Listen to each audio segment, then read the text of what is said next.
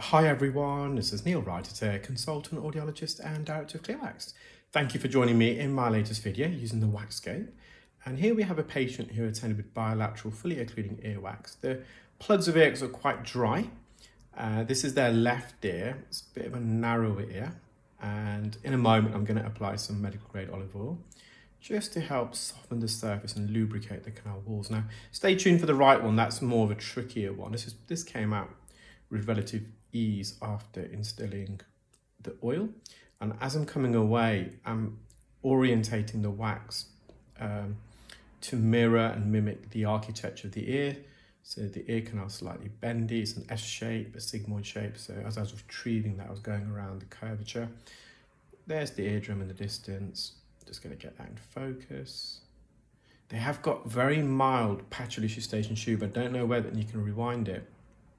The back part of the eardrum, you could see it coming in and out with their inspiration. Yeah, I'll explain what that is, what a patchal Eustachian tube is. Now, the patient hasn't got any symptoms, so it's not an issue for them. This is the patient's right ear. I'll just give you a brief summary whilst I then digress to talk about patchal Eustachian tube. So this plug, similarly solid ear, was slightly larger, but this required a lot more kind of skill, if you like, to remove. Not only was I using microsuction, I was using the ear hook, the correct, and I just put some oil in. So whilst you're watching that, so the Eustachian tube is, let's recap. So we want the air pressure behind the eardrum to be equal to the air pressure in the atmosphere. When the air pressure is equal or similar either side of the eardrum, that's when the eardrum is most mobile, that's when you hear the best. So to equalize the air pressure behind the eardrum, we have a narrow tube called the Eustachian tube.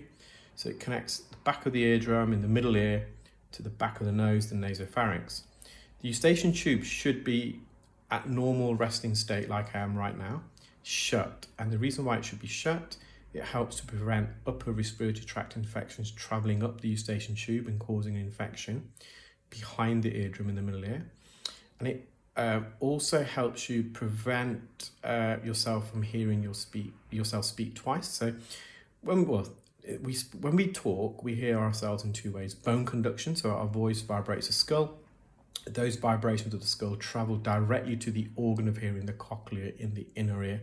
So it bypasses the ear canal and the eardrum. But we also hear, we call that bone conduction, but we also hear via air conduction. So as I'm speaking, my voice is traveling into my ear canal, hits the eardrum vibrates, the three ossicles, the bones swing backwards and forwards like a pendulum, and the last bone, the stirrup, also known as the stapes, is connected to the cochlea. When the stirrup bone moves backwards and forwards, it causes fluid within the cochlea to travel in waves.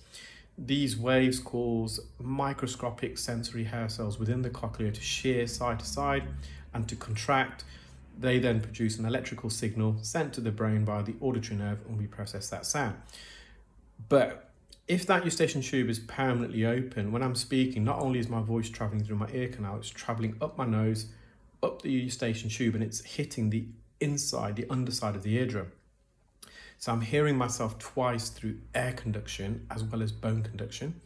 And the time it takes my voice to travel through my ear canal and up my nose and behind my eardrum, there's going to be a slight time delay. So patients who experience patchal Eustachian tube, they quite often experience a muffled sensation of the voice. It's like an echo sensation, a mismatch.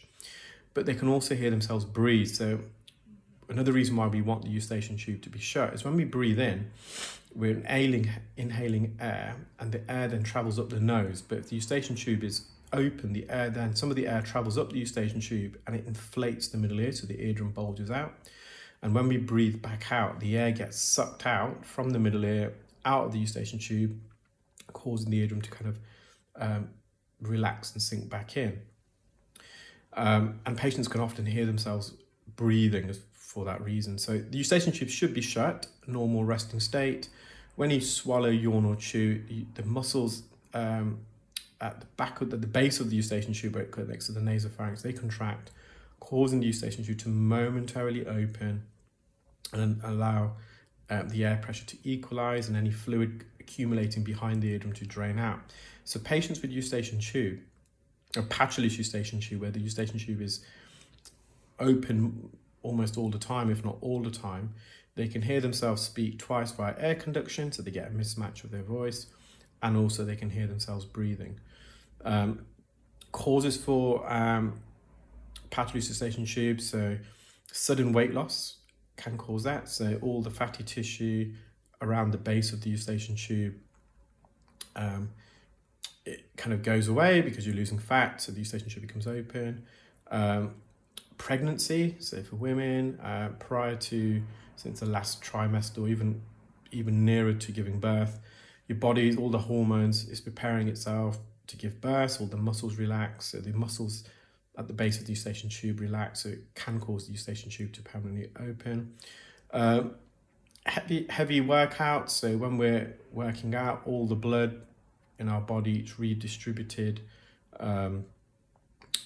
to our working muscles, so it causes the blood vessels at the back of the eustachian tube to constrict. So the constriction causes less mass, if you like, so the eustachian tube can open. Overuse of nasal decongestant sprays, steroid sprays, causing the blood vessels to constrict. So again, the more the blood vessels constrict at the back of the nose, the eustachian tube can come open. There probably are some other causes, but I'm running out of time.